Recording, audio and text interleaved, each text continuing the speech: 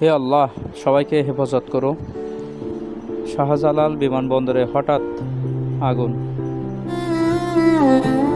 একটা কার্গো বিমানে হঠাৎ করে বিস্ফোরণ হয়ে আগুনের লেলিহান শিখা চতুর্দিকে ছড়িয়ে পড়ছে। দেখছেন আপনারা, ঘর কুণ্ডুলি আকাশে ছেয়ে গেছে।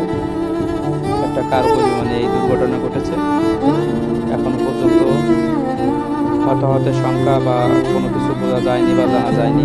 আল্লাহ সবাইকে হেফাজত করুক, এই দোয়া করি। মহান আল্লাহ যেন সবাইকে রক্ষা করুন। দেখতে পাচ্ছেন আশেপাশে আরও অনেকগুলো বিমান আছে যা সরিয়ে নেওয়া হচ্ছে, এবং আপনারা আরও দেখতে পাবেন একটু পরে যে দাউ দাউ করে জ্বলছে আগুন। অনেক দূর থেকে এই ভিডিওগুলো করার কারণে আপনারা স্পষ্ট বুঝতে পারছেন না, কিন্তু অবশ্যই দেখতে পাবেন। ঢাকা আন্তর্জাতিক বিমানবন্দরে আগুন লেগে গেছে।